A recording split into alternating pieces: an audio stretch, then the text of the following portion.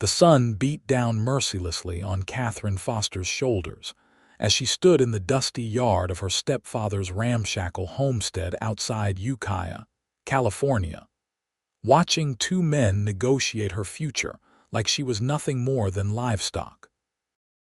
It was the summer of 1878, and the drought had turned everything brown and brittle, including apparently the last shred of human decency her stepfather possessed. "She's a good worker," Thomas Brennan said, spitting tobacco juice into the dirt. "Strong back, knows how to cook and clean. Won't give you no trouble neither." The stranger examining her like she was a mare at auction had cold eyes the color of slate. He wore a dusty black coat despite the heat, and his fingers were stained yellow from cigarettes. "I'll give you the horse and the saddle. That's all she's worth to me." Katherine's hands trembled at her sides, hidden in the folds of her worn calico dress. She was 20 years old, and this was how her life was ending before it had truly begun. Her mother had died 2 winters ago, leaving her alone with a man who saw her as nothing but a burden and now apparently a commodity. "Deal," Thomas said, extending his hand. Katherine's vision blurred with tears she refused to shed. She would not give either of these men the satisfaction of seeing her break. She had survived her mother's death, survived 2 harsh California winters with barely enough food, survived Thomas's verbal cruelty. She would survive this too, somehow. The transaction completed, the stranger whose name she learned was Dutch Carmichael grabbed her arm roughly. "Get your things. We leave in 10 minutes. She had precious few things to gather. A change of clothes, her mother's Bible, a small wooden box containing a few treasured letters and a tintype photograph. When she emerged from the house that had never felt like home, carrying everything she owned in a flour sack, she saw Thomas already leading the new horse to the lean-to that served as a barn. He did not look back at her, not even once. Dutch Carmichael had a wagon waiting on the road. He shoved her toward it without ceremony. "Get in the back." The wagon bed was covered with a canvas tarp, and underneath Katherine could see crates and boxes. As Dutch climbed into the driver's seat, she realized with growing horror that she had no idea where they were going or what he intended to do with her. The desperation of her situation crashed over her like a cold wave. They traveled for hours along the dusty road heading northeast. The summer heat was oppressive, and Katherine's throat grew parched. Dutch did not stop to offer her water. He did not speak to her at all. As the sun began its descent toward the horizon, painting the California hills in shades of amber and gold that would have been beautiful under different circumstances, Katherine saw a lone rider approaching from the opposite direction. The cowboy sat tall in his saddle, and even from a distance, Katherine could see he rode with the easy confidence of someone who had spent his entire life on horseback. As he drew closer, she noticed his hat was pushed back, revealing dark hair, and his face was tanned from endless days under the sun. He appeared to be in his mid-20s, and there was something about the set of his shoulders that spoke of quiet strength. Dutch pulled the wagon to a halt as the cowboy reined in his horse. The animal was a magnificent bay gelding, well-muscled and clearly well cared for. "Afternoon," the cowboy said, his voice a pleasant baritone with the trace of a southern drawl. His eyes, Katherine noticed, were a striking green that stood out against his sun-darkened skin. "Afternoon," Dutch replied curtly. The cowboy's gaze moved past Dutch to Katherine in the wagon bed.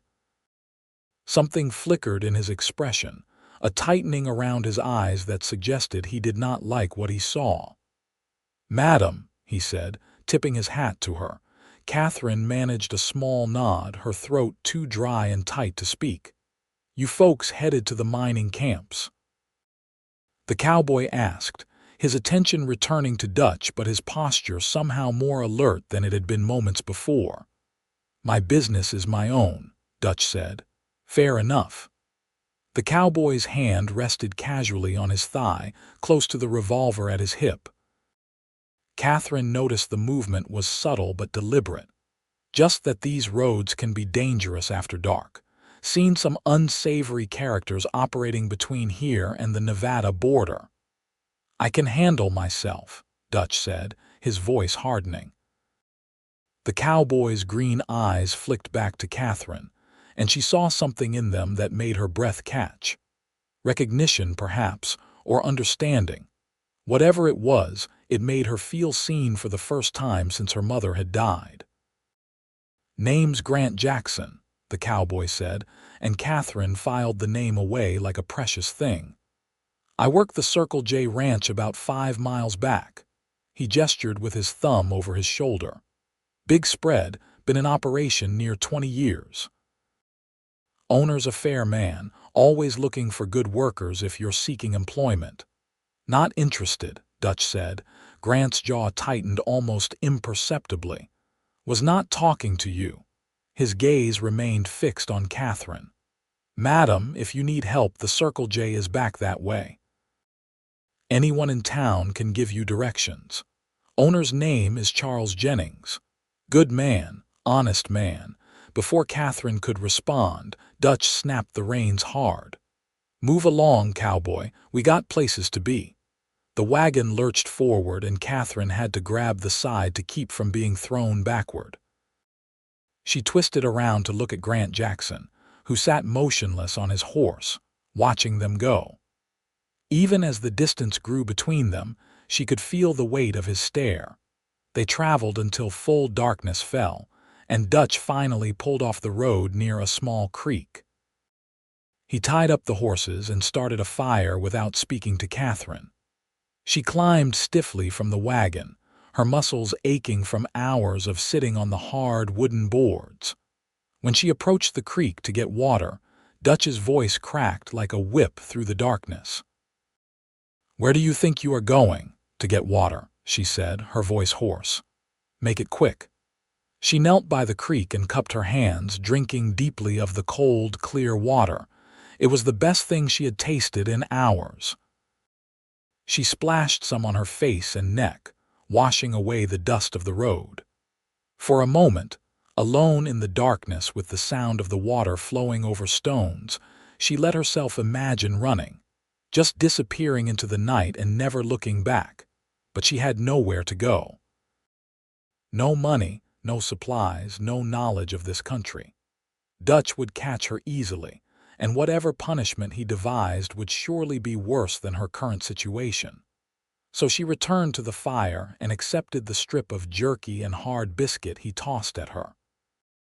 "We'll reach the camp tomorrow afternoon," Dutch said around a mouthful of food.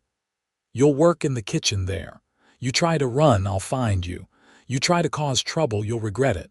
Understand?" Katherine nodded, not trusting her voice. That night she lay in the back of the wagon, staring up at the canvas tarp and listening to Dutch's snoring from his bedroll by the fire. She thought about Grant Jackson and his green eyes, the way he had looked at her like she was a person who mattered. She thought about her mother, who had been so full of life before sickness took her. She thought about the horse and saddle she had been traded for, and wondered what price that put on her soul. Sleep came fitfully, filled with uneasy dreams. They were on the road again before dawn. Katherine's body ached in places she had not known could ache, and her stomach cramped with hunger. Dutch maintained his hostile silence, which Katherine found herself grateful for. She did not want to talk to him, did not want to hear his voice or acknowledge his existence any more than absolutely necessary. The sun climbed higher, turning the air thick and heavy. Katherine's head began to pound, and she felt dizzy from the heat and lack of food. She was beginning to wonder if she would simply expire in the back of this wagon when she heard hoofbeats behind them. Dutch heard them too. He turned, and Katherine saw his hand move toward the rifle resting beside him on the seat. But it was Grant Jackson who came riding up alongside the wagon, and Catherine's heart did something strange in her chest. He was leading a second horse, a pretty sorrel mare with a white blaze. "Thought I might see you folks again," Grant said, tipping his hat. His eyes went straight to Catherine, and she saw concern written plainly on his face. "Madam, you look poorly. Have you had water?" "She's fine," Dutch said sharply. "I was asking the lady." Grant's voice remained pleasant, but there was steel underneath it now. Catherine found her voice, rough as it was. "I could use water, sir." Grant immediately reached for the canteen hanging from his saddle horn. He guided his bay alongside the moving wagon and handed it to Catherine. She drank gratefully, the water soothing her parched throat. "That's enough," Dutch snapped. "Give it back." "Let her drink her fill," Grant said, and his hand was now resting openly on his revolver. Dutch pulled the wagon to a halt. "What is your game here, cowboy?" Grant met his stare without flinching. "No game, just doing what's right." He turned to Catherine. "Miss, are you traveling with this man of your own free will?" The question hung in the air like smoke. Catherine's mouth opened, then closed. She wanted to scream no, wanted to beg this stranger to save her, but fear held her tongue. What could one cowboy do against Dutch? And even if he could help her, what then? She had nothing, was nothing. "She's spoken for," Dutch said. "Bought and paid for." Something dangerous flashed in Grant's eyes. "Buying and selling human beings is illegal, in case you forgot. That particular institution ended more than a decade ago. Her stepfather sold her to me fair and square. I got a horse and saddle as proof. That is not a legal transaction, and you know it." Grant's voice had gone cold as winter. "Madam, I am offering you a choice right now. You can go with him or you can come with me. I will take you to the Circle J, where you will have a job and a safe place to stay. No one will hurt you there. You have my word." "Your word does not mean nothing," Dutch said, reaching for his rifle, but Grant was faster. His revolver was out and aimed before Dutch's fingers closed around the rifle stock. "I would not do that if I were you." Catherine's heart hammered against her ribs. She stared at Grant Jackson, this stranger who had appeared out of nowhere like some guardian angel, and made a decision that terrified and exhilarated her in equal measure. "I want to go with him," she said, her voice stronger than she felt. Dutch's face turned purple with rage. "You are my property." "She is not property," Grant said, his gun never wavering. "She is a human being with the right to choose her own path. Now you can accept that peacefully, or we can have a problem. And I promise you, friend, you do not want a problem with me." For a long moment, Catherine thought Dutch might actually try for his rifle despite the gun pointed at him. But finally, he spat on the ground and jerked his head toward the back of the wagon. "Get out then, you ungrateful creature. See how far you get with your noble cowboy." Catherine's hands shook as she gathered her flour sack of belongings. She climbed down from the wagon on trembling legs, half expecting Dutch to grab her. But he just sat there, seething with impotent rage. Grant gestured toward the sorrel mare. "Can you ride, madam?" "Yes, sir," Catherine said. Her mother had taught her when she was young, though it had been years since she had been on a horse. "That is Rosie. She's gentle as a lamb. She's yours now." Catherine stared at him. "Mine. Every person ought to have their own horse," Grant said simply. He kept his revolver trained on Dutch until Catherine had mounted the mare and settled herself in the saddle. Only then did he holster his weapon and swing back onto his own horse. "You will regret this," Dutch said venomously. "Both of you." "The only thing I would regret is leaving a lady in distress," Grant replied. "Now get moving, and if I ever see you around these parts again, we will finish this conversation in a manner you will not enjoy." Dutch cursed but snapped the reins, and the wagon rolled forward. Catherine and Grant sat motionless on their horses, watching until the wagon disappeared around a bend in the road. Only then did Grant turn to Katherine, and his expression softened. "Are you all right, madam?" Katherine opened her mouth to say yes, to be strong and stoic, but what came out instead was a sob. All the fear and humiliation and desperation of the past day crashed over her, and she found herself crying in great gasping heaves that shook her whole body. Grant dismounted quickly and approached Rosie carefully, not wanting to spook the horse. "Hey now," he said gently. "You are safe. I promise you, you are safe." Katherine could not stop crying, could not stop shaking. She felt Grant's hands on her waist, lifting her down from the saddle, and then she was standing on solid ground and he was supporting her weight because her legs would not hold her. "I am sorry," she gasped between sobs. "I am so sorry." "You have nothing to apologize for," Grant said firmly. His hands were steady on her shoulders, grounding her. "Nothing that happened was your fault. Do you hear me? None of it." She nodded, unable to speak, and let herself cry until there were no tears left. When she finally raised her head, she found Grant looking at her with such kindness that it almost started the tears again. "I am Katherine," she managed to say. "Katherine Foster. Grant Jackson, but you already knew that part."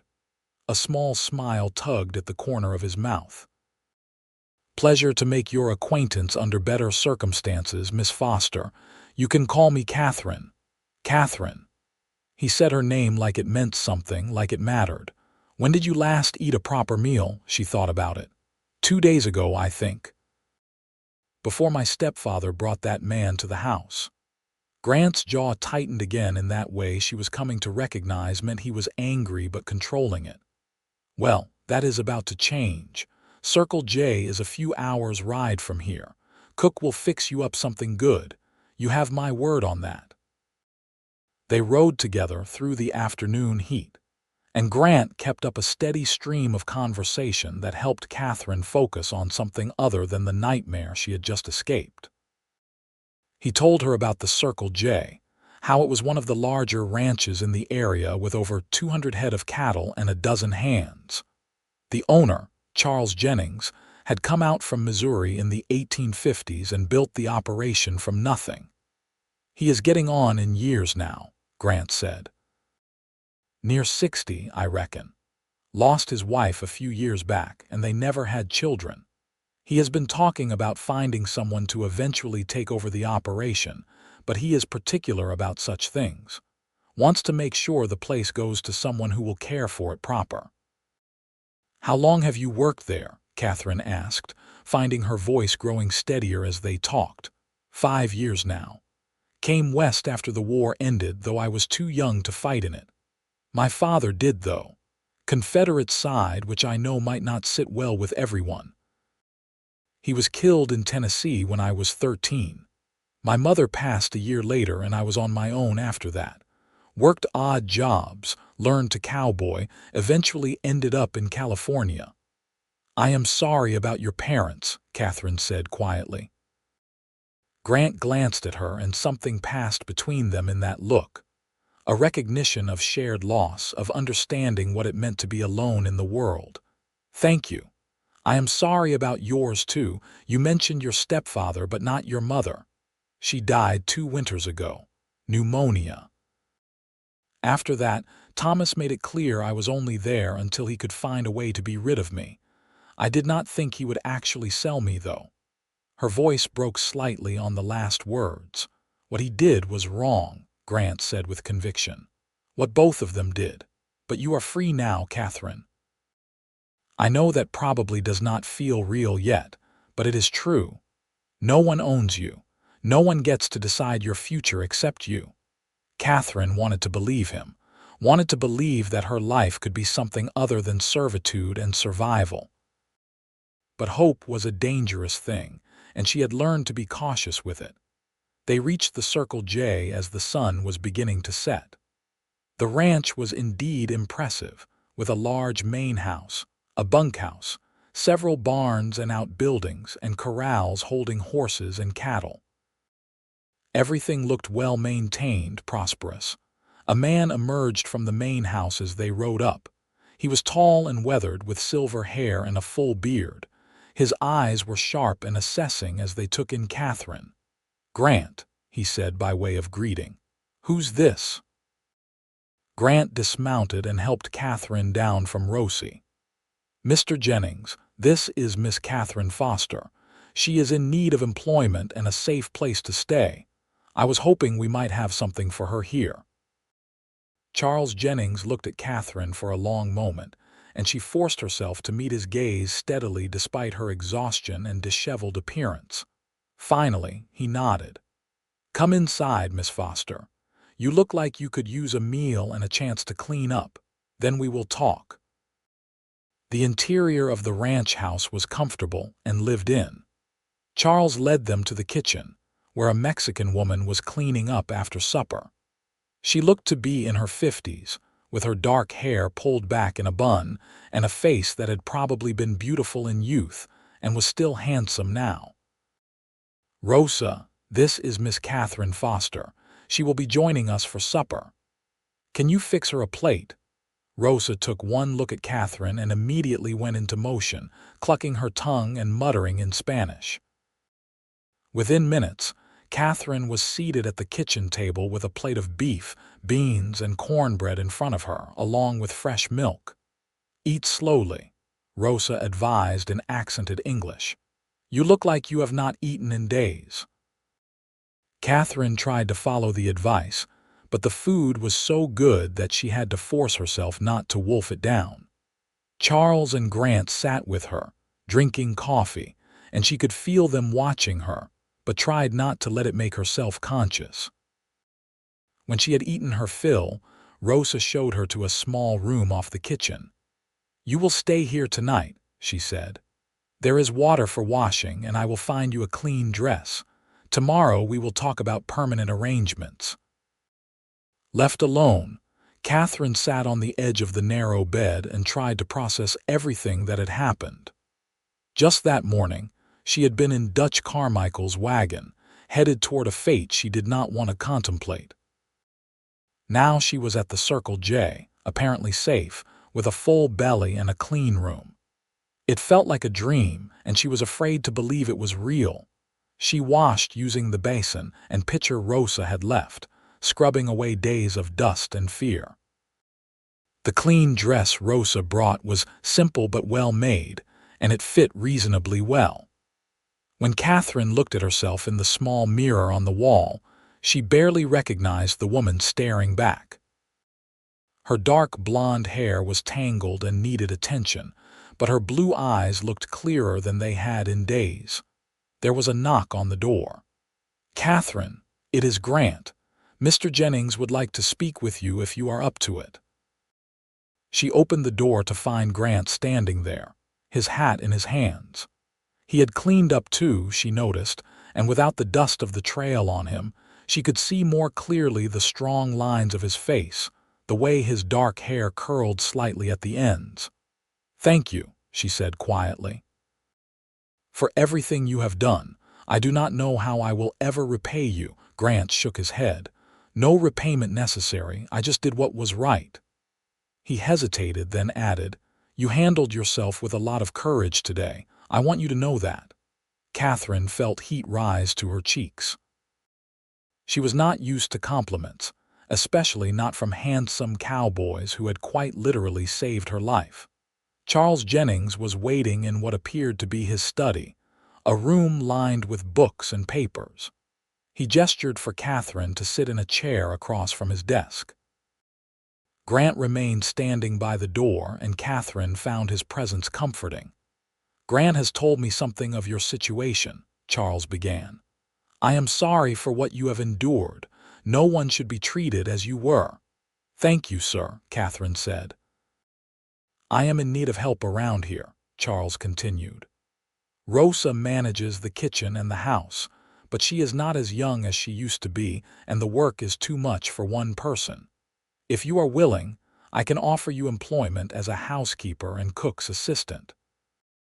Room and board included, plus wages of $15 a month. The work will be hard but fair. You will be treated with respect by everyone on this ranch, or they will answer to me. Is that acceptable to you?" $15 a month was more money than Katherine had ever had in her life. "Yes, sir. More than acceptable. I will work hard. I promise you that." "I believe you will." Charles leaned back in his chair. "Now there is the matter of your legal situation. Your stepfather sold you to that man Carmichael, which, as Grant rightly pointed out, is not a legal transaction.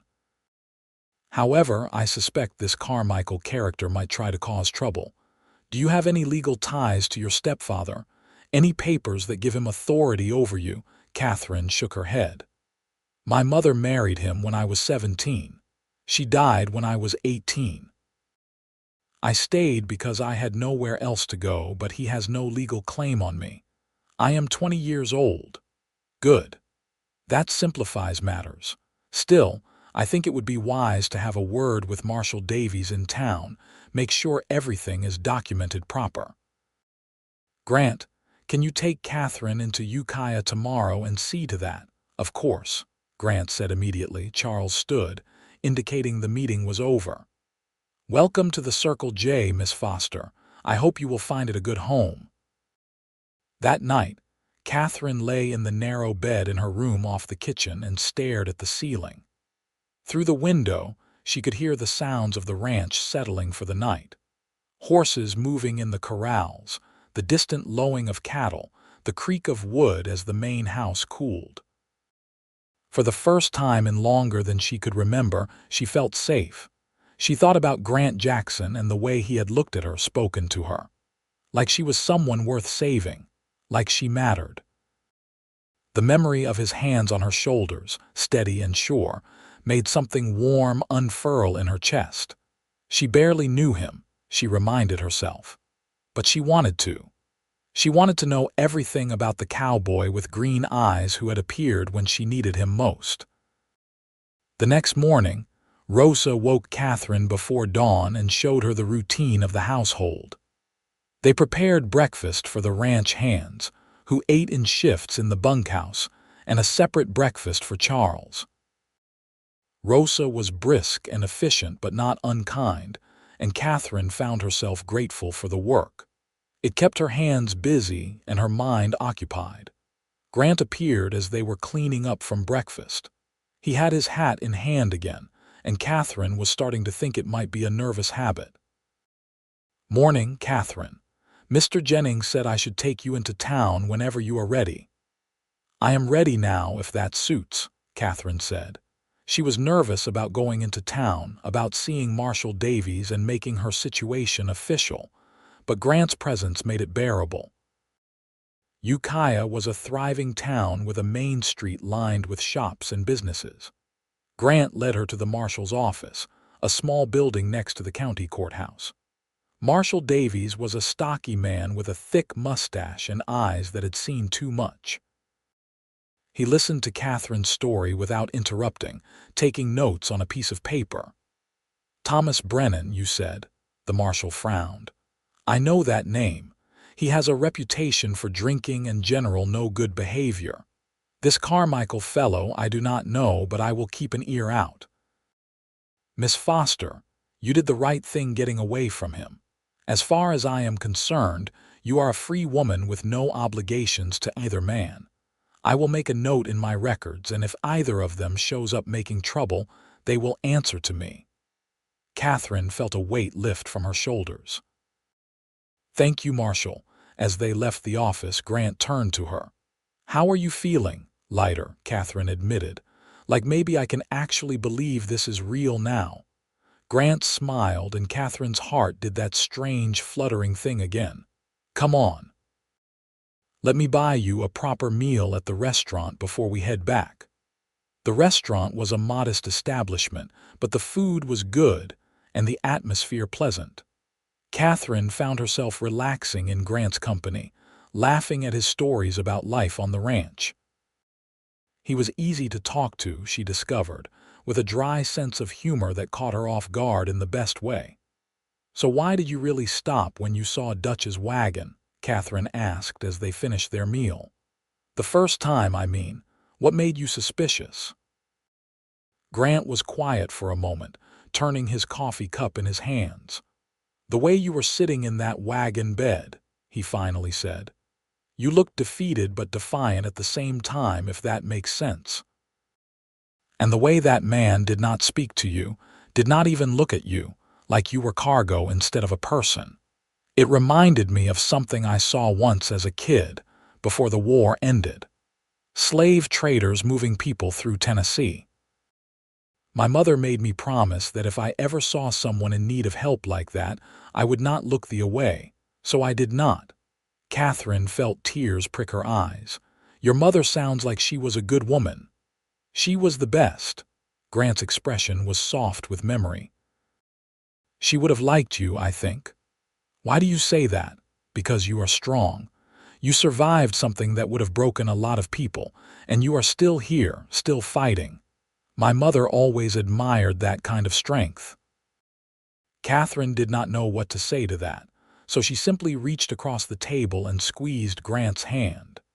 He looked surprised for a moment, then turned his hand over to lace his fingers through hers.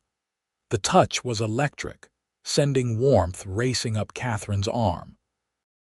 They rode back to the Circle J in comfortable silence, but Katherine was acutely aware of Grant beside her.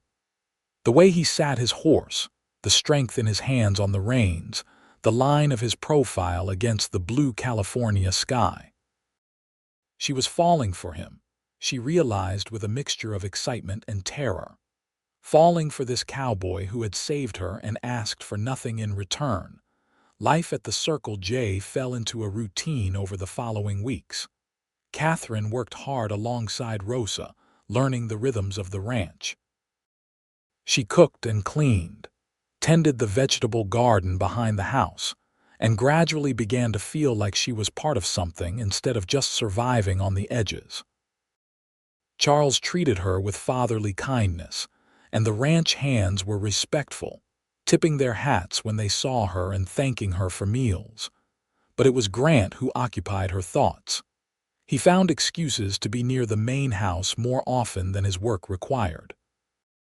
He would stop by in the mornings for coffee, or appear at supper time to discuss ranch business with Charles. His eyes would find Katherine wherever she was, and the warmth in his gaze made her feel beautiful despite her work-worn hands and simple dresses. One evening, Grant asked if she would like to take a walk after supper. Rosa gave Katherine a knowing look and shooed her out of the kitchen. "Go. The dishes will wait." They walked toward the corrals where the horses were settling for the night. The summer air was finally cooling, and the first stars were beginning to appear in the darkening sky. Katherine was intensely aware of Grant beside her, the brush of his arm against hers. "Can I tell you something?" Grant said after they had walked in silence for a while. "Of course." "That day I first saw you in Dutch's wagon, something happened to me. I have not been able to stop thinking about you since. At first, I told myself it was just concern for your welfare, wanting to make sure you were all right. But it is more than that." He stopped walking and turned to face her. "Katherine, I know this might be too soon, and I know you have been through things that would make anyone cautious. But I need you to know that I care about you, more than I probably should after such a short time." Katherine's heart was pounding so hard she was sure he must be able to hear it. "It is not too soon," she said softly. "I feel the same way. I have tried to tell myself it is just gratitude for what you did, but it is more than that. When I am with you, I feel safe in a way I have not felt since my mother was alive. You make me believe that good things are possible." Grant's hand came up to cup her cheek, his thumb brushing her skin with infinite gentleness. "You deserve all the good things in the world, Katherine Foster, and if you will let me, I would like to be one of them." She leaned into his touch, and then his lips were on hers, soft and tentative at first, then deepening as she responded. Katherine had been kissed before, fumbling attempts by boys back when her mother was alive, but this was nothing like those awkward encounters. This was like coming home to a place she had never been, finding something she had not known she was searching for. When they finally broke apart, both breathing hard, Grant rested his forehead against hers. "I am not a wealthy man," he said. "I have my horse, my saddle, and a little money saved. But I am a hard worker, and I am honest, and I would spend every day for the rest of my life trying to make you happy if you would let me." "That sounds like a proposal, Grant Jackson," Katherine said, trying to keep her tone light even though her heart felt like it might burst. "Not yet," Grant said with a smile. "When I propose, it will be proper, and you will not have any doubt about what I am asking. But I am telling you my intentions, Katherine. I want to court you with Mr. Jennings's permission and your blessing. I want to take this slow enough that you feel safe, but I want you to know where my heart is." "My heart is in the same place," Katherine whispered. Over the next months, Grant courted Katherine with a sweetness that made her fall deeper in love with him every day. He brought her wildflowers from the hills, their bright colors a counterpoint to the dusty browns of late summer. He taught her to rope, standing behind her with his arms around hers as he guided her hands, and the feel of his solid presence made her light-headed. They rode out together on her days off, exploring the countryside, and Grant showed her places of breathtaking beauty that she had never known existed. Charles Jennings watched their growing relationship with approval. "That boy is like a son to me," he told Katherine one evening as they sat on the porch after supper. "I have never seen him this happy. You are good for him." "He is good for me too," Katherine said. "He saved my life, Mr. Jennings.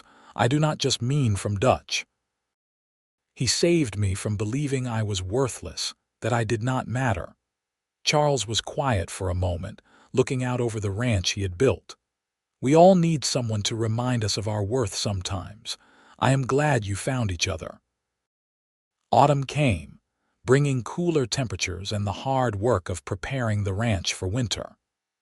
Katherine threw herself into helping Rosa preserve vegetables and fruits, making sure there would be plenty of food for the cold months ahead. Grant and the other hand spent long days moving cattle to better grazing land and repairing fences and buildings. It was a late October evening when Grant came to the house dressed in his best clothes, his dark hair slicked back and his hat in his hands. Katherine was in the kitchen with Rosa when Charles called her into his study. "Katherine, Grant has asked to speak with you. He has also spoken with me, and I have given him my blessing for what he wants to ask." Katherine's hands flew to her hair, which was escaping from its pins after a long day of work. "But I look terrible." Rosa appeared behind her and quickly fixed her hair, pinching Katherine's cheeks to bring color to them. "You look beautiful," she said firmly. "Now go." Grant was waiting outside, standing near the corral where they had first kissed. The setting sun painted everything in shades of gold and amber, and Katherine thought she had never seen him look more handsome than he did in that moment, backlit by the fading light. "Katherine," he said as she approached, and his voice was slightly rough with nervousness. "These past few months have been the happiest of my life. Every morning I wake up knowing I will see you, and that makes every day brighter.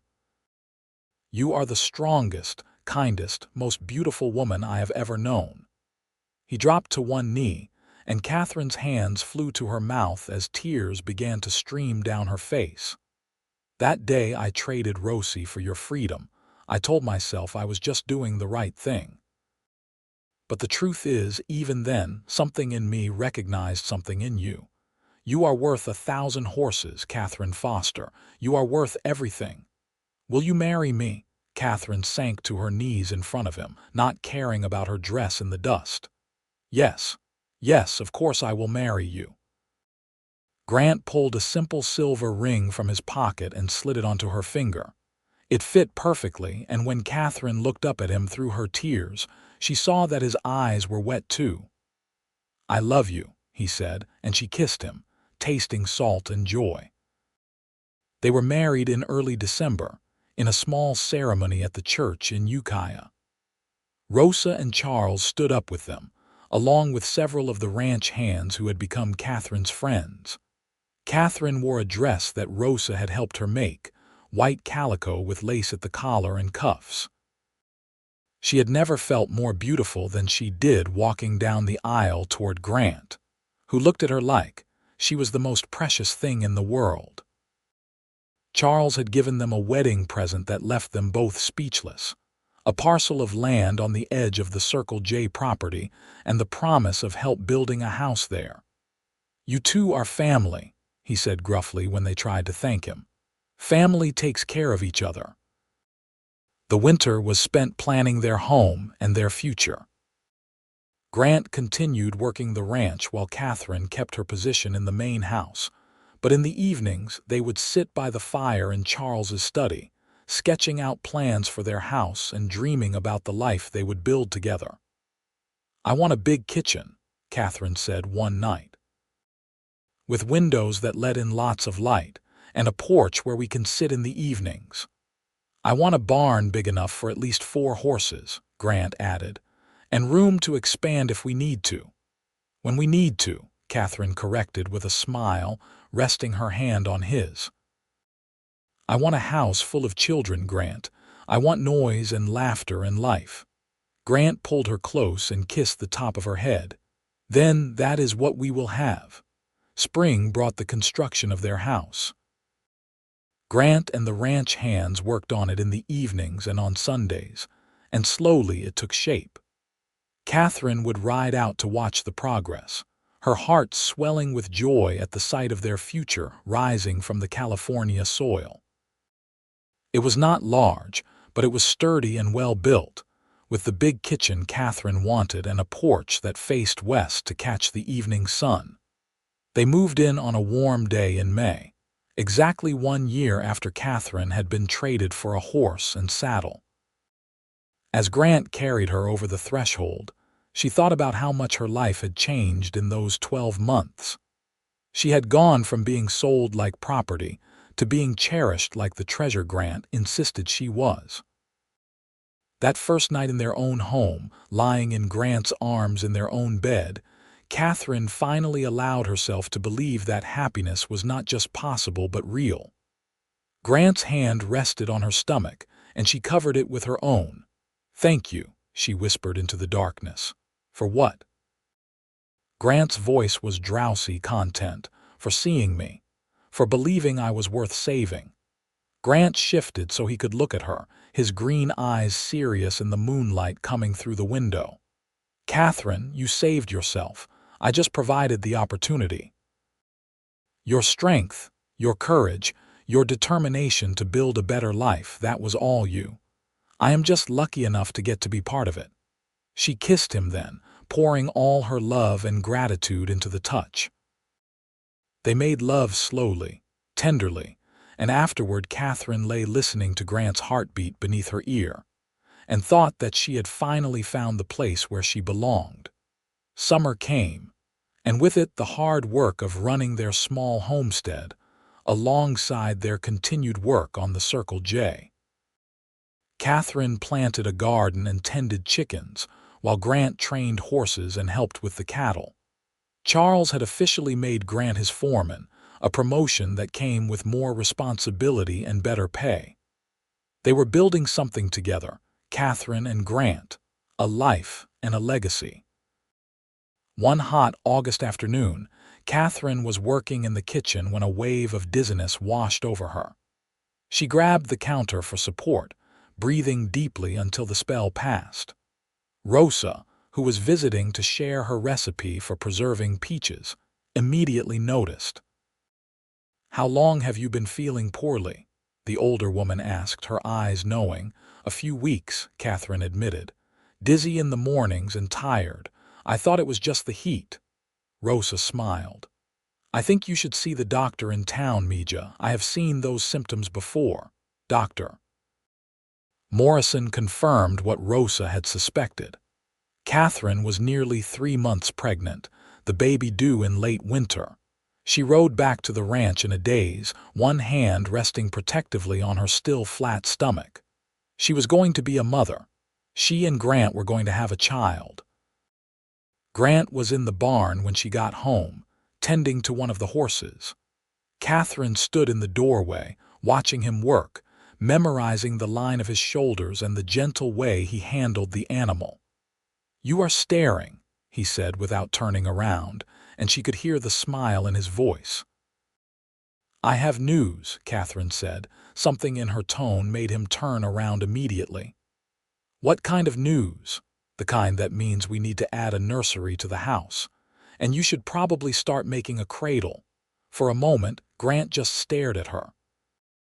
Then understanding dawned, and his face broke into the most radiant smile Katherine had ever seen. He crossed the barn in 3 long strides and swept her up in his arms, spinning her around until they were both laughing and dizzy. "We are going to have a baby," he said, his voice full of wonder. "Katherine, we are going to be parents. Are you happy?" she asked, even though she could see that he was. Happy does not even begin to cover it. He set her down carefully as if she might break and placed both hands on her stomach. "A baby, our baby." Charles was thrilled when they told him. "About time this ranch had some young ones running around," he said gruffly, but his eyes were suspiciously bright. Rosa immediately began knitting blankets and making plans, fussing over Katherine and insisting she not work too hard. The pregnancy progressed smoothly through the fall. Katherine bloomed, her face glowing with health and happiness. Grant became impossibly protective, worrying about everything from whether she was eating enough to whether she should still be riding horses. Katherine found his concern endearing, even when it bordered on excessive.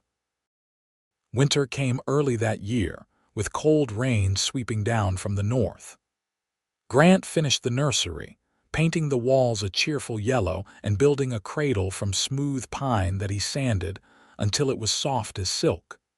Katherine sewed blankets and tiny gowns, marveling at how small everything was. The baby came on a cold February night after a labor that lasted from sundown until dawn. Dr. Morrison was there, along with Rosa, who held Katherine's hand and whispered encouragement in Spanish. Grant paced the kitchen, wild-eyed with worry, until Rosa finally led him into the bedroom.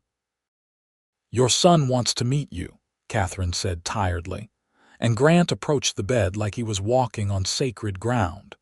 The baby was red-faced and squalling, with a shock of dark hair and tiny fists that waved in the air. Grant reached out one finger and the baby immediately grabbed it, holding on with surprising strength. "Hello, Gabriel," Grant whispered, and Katherine felt tears slip down her cheeks at the sound of her husband saying their son's name for the first time. They had chosen it together, liking the strength and the meaning of it. Gabriel Jackson was a healthy, happy baby who quickly became the center of their world. Katherine had never known she could love something as much as she loved this tiny person who depended on her completely. And watching Grant with their son, the gentle way he held him and talked to him and rocked him to sleep, made her fall in love with her husband all over again. Charles doted on Gabriel like a grandfather, visiting often and bringing small gifts. The ranch hands were equally smitten, each of them taking turns holding the baby and looking uncomfortable but pleased when he grabbed their fingers or fell asleep on their shoulders. Life settled into a new rhythm, built around Gabriel's needs and the changing seasons of the ranch. Katherine sometimes thought back to that day when she had been traded for a horse and saddle, and it felt like something that had happened to a different person in a different lifetime. She was not that broken, desperate girl anymore. She was a woman loved and valued, a wife and mother, a partner in building something that would last. When Gabriel was 6 months old, Grant came home one evening with news. "Mr. Jennings wants to talk to us tomorrow, both of us. He said it is important." Katherine felt a flutter of nervousness. Charles was getting older, and his health had not been good lately. She hoped nothing was seriously wrong. They went to the main house the next afternoon, Gabriel sleeping peacefully in Catherine's arms. Charles was in his study, and he looked tired but content. "Sit down," he said, gesturing to the chairs across from his desk. "I have been doing some thinking lately about the future. I am not getting any younger, and I need to make sure this ranch goes to someone who will care for it the way it deserves." "Mr. Jennings, you will be around for many years yet," Grant started, but Charles held up a hand. "Maybe. Maybe not. Either way, I have made my decision. I am leaving the Circle J to you, Grant. To you and Katherine and young Gabriel there. You have proven yourself 10 times over as a rancher and as a man. I trust you to keep this place running the right way." Grant looked stunned. "Sir, I do not know what to say. Say you will accept. Say you will make this ranch something to be proud of. Of course we accept." "But Mr. Jennings, the Circle J is your life's work. Are you certain?" Charles smiled, and there was peace in his expression. "I have never been more certain of anything. You and Katherine are the family I never had. This ranch should stay in the family." Katherine felt tears streaming down her face. "Thank you. You have given us so much already. We will honor your trust, I promise you that. I know you will." Charles lived for another 2 years, long enough to see Gabriel take his first steps and say his first words. Long enough to see Katherine become pregnant again, this time with twins. Long enough to know that the ranch he had built would continue under the care of people who loved it as much as he did. He passed peacefully in his sleep one spring night, and they buried him on a hill overlooking the land he had claimed and tamed. The whole town turned out for the funeral, testament to the respect he had commanded. Grant gave the eulogy, his voice breaking as he talked about the man who had been a mentor, a friend, and a father figure. The twins, 2 boys they named Matthew and Samuel, were born that summer. The ranch house was suddenly full of noise and chaos and joy. Katherine sometimes felt overwhelmed by the sheer amount of work required to keep 3 young children fed and happy. But Grant was an involved father who changed diapers and walked crying babies and made silly faces to elicit giggles. Rosa moved into the main ranch house, which they now occupied, taking over the room that had once been Charles's. She helped with the children and the cooking, and Katherine did not know what she would do without her. The older woman was like a grandmother to Gabriel and the twins, spoiling them shamelessly and teaching them words in Spanish. The Circle J prospered under Grant's management. He expanded the cattle operation and began breeding horses as well, developing a reputation for producing quality stock. Katherine kept the books, managing the finances with a skill that surprised her. She had a head for numbers and a good sense for business, and Grant relied on her judgment in ways that made her feel valued beyond just being a wife and mother. Gabriel grew into a bright, curious boy who followed his father everywhere, already learning the ways of the ranch. The twins were more mischievous, constantly getting into trouble but so charming that it was hard to stay angry at them. Katherine sometimes stood on the porch of the ranch house, watching Grant play with their sons in the yard, and marveled at the fullness of her life. 5 years after Charles's death, on a summer evening much like the one when Grant had first proposed, Katherine and Grant sat on their porch watching the sun set. The boys were finally in bed after much protest, and the ranch was quiet. Grant had his arm around Katherine's shoulders and she leaned into his warmth. "You ever think about that day?" Grant asked quietly. "When I first saw you in Dutch's wagon?" "Sometimes," Katherine admitted. "It feels like a lifetime ago, like it happened to someone else." "You have come so far since then, built so much." "We have built so much," Katherine corrected. "I could not have done any of this without you." Grant was quiet for a moment. "Can I tell you something? That day when I stopped Dutch's wagon the second time, I was terrified. I knew I was going to take you with me no matter what, even if I had to fight him. But I was scared it would not be enough. Scared I would not be enough to help you heal from what you had been through. Katherine turned to look at him. You have been everything I needed and more. You saw value in me when I could not see it in myself. You gave me safety and respect and love. You made me believe I deserved good things. You always deserved good things. I just hope I have given you at least some of them. Katherine thought about their life together. The ranch that would one day belong to their children. The home they had built filled with laughter and love. The partnership they had forged through hard work and mutual respect. The three beautiful boys sleeping in the nursery who had her smile and Grant's eyes. You have given me everything, she said simply. A home, a family, a purpose. But most of all, you gave me yourself. And Grant, you are worth more than 1,000 horses. You are worth everything. He kissed her then, slow and sweet, and Katherine felt the same spark she had felt that first time all those years ago. Some things, she thought, never changed. And some things, like the love she shared with this man, only grew deeper and stronger with time. Years continued to pass, bringing both challenges and joys. There were droughts that tested their resilience, cattle diseases that required careful management, and the constant work of maintaining a large ranch operation. But through it all, Katherine and Grant faced everything together as true partners. Gabriel proved to have a gift with horses, able to gentle even the most skittish animals with patience and kindness. By the time he was 14, he was helping Grant train the breeding stock, and buyers were starting to specifically request horses that Gabriel had worked with. Matthew showed an aptitude for the business side of ranching, poring over the ledgers with Katherine and asking thoughtful questions about markets and prices. Samuel was the dreamer, more interested in books than cattle, and though Grant sometimes worried about how the youngest would fit into ranch life, Katherine encouraged his education, sending away for books and arranging for a tutor from town. Katherine became pregnant twice more, first with a daughter they named Caroline, who was born when Gabriel was 8, and then 4 years later with another daughter they named Elizabeth.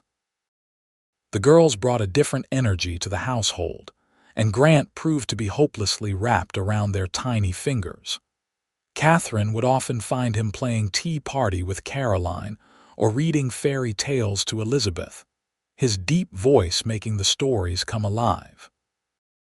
Rosa remained a fixture in their lives until she passed peacefully in her sleep at the age of 78. They mourned her deeply, this woman who had welcomed Katherine with kindness and become family in every way that mattered. They buried her next to Charles on the hill, knowing she would have liked being close to the man she had worked for and respected for so many years. By the time Gabriel was 21, he had fallen in love with a rancher's daughter from a neighboring spread. Grant and Katherine gave their blessing, and the wedding was held at the Circle J in the spring. Watching her eldest son speak his vows, Katherine squeezed Grant's hand and remembered their own wedding day. She could see echoes of Grant in Gabriel, the same steadiness and strength of character. Matthew surprised them by announcing he wanted to study law, with the intention of coming back to help ranchers navigate the increasingly complex regulations and land disputes that plagued the territory. Grant was disappointed at first, having assumed Matthew would stay on the ranch, but Katherine reminded him that being educated did not mean abandoning family. Matthew would always be a part of the Circle J, just in a different way. Samuel did indeed pursue his love of learning, becoming a teacher in Ukiah. He married a sweet-natured woman named Helen who shared his love of books, and they built a life in town while remaining close to the family. Katherine was proud of all her sons for following their hearts and finding their own paths. Caroline grew into a beauty with Katherine's blonde hair and Grant's green eyes. She had no interest in the traditional limitations placed on women, insisting on learning to rope and ride as well as any cowboy. She had her father's gift with horses and her mother's head for business, and Katherine knew that the ranch would be in good hands with her eventually. Elizabeth, the youngest, was gentle and artistic, finding beauty in everything around her. She filled the house with drawings and paintings of ranch life, capturing moments that might otherwise have been forgotten. Katherine treasured each one, seeing their life through her daughter's eyes. On their 25th wedding anniversary, Grant surprised Katherine by recreating their first kiss by the corral. He led her outside after dinner, ignoring the knowing smiles of their children, and pulled her into his arms in the exact spot where he had first proposed. 25 years, he said softly. 25 years since I told you that you were worth 1,000 horses. You still think so? Katherine asked playfully. No, Grant said, and Katherine's breath caught until she saw the smile in his eyes. I think you are worth 10,000 horses. At least, maybe 100,000. There is not a number high enough to measure your worth to me, Katherine Jackson. She kissed him, not caring that their children were probably watching from the windows. After 25 years, she still felt the same flutter in her stomach when he looked at her. Still felt the same sense of coming home when his arms went around her. They had built something extraordinary together. Not just a successful ranch, though the Circle J was certainly that. But a family, a legacy, a love that had survived and thrived through every challenge thrown at it. The years continued their march, bringing gray to Grant's hair and lines to Katherine's face. But those marks of time were badges of honor, proof of lives fully lived. Gabriel and his wife had given them grandchildren, rowdy boys and girls who filled the ranch house with laughter. Matthew had indeed become a successful lawyer, defending land rights and helping establish fair practices. Samuel's children visited every summer, city kids who learned to ride and rope, and fell in love with ranch life. On Katherine's 50th birthday, the whole family gathered at the Circle J for a celebration. There were nearly 30 people crowded into the house and spilling out onto the porch, 3 generations of the family she and Grant had created. Looking around at all those faces, Katherine felt her heart swell with gratitude. That evening, after the guests had departed and the house was quiet, Katherine and Grant took their customary walk. They moved more slowly now than they had in their youth, but they still walked hand in hand, still found comfort in each other's presence.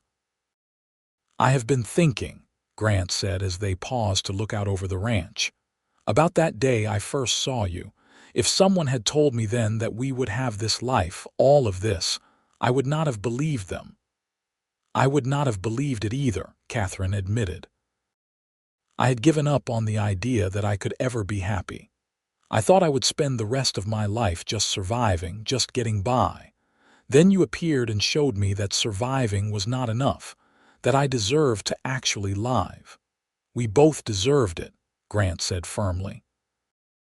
And we have lived, Katherine. We have really lived. We have built something that will last long after we are gone. We have raised children who are good people. We have loved each other well. Not many people can say that.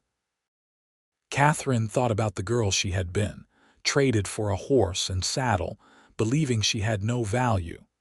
She thought about the woman she had become, a matriarch of a thriving family, co-owner of one of the most successful ranches in Northern California. The journey between those 2 points had not always been easy, but every step had been worth it. I love you, she said, the words as true now as they had been the first time she spoke them. I will love you until my last breath and beyond. And I love you, Grant replied. You are still worth 1,000 horses, Katherine. You always will be. They stood there in the gathering darkness, two people who had found each other when they both needed saving. The ranch spread out around them, a testament to their hard work and dedication. Inside the house, their children and grandchildren slept, safe and loved. It was a good life, a blessed life, one that had started with the simple act of one person seeing another's worth and deciding to do something about it.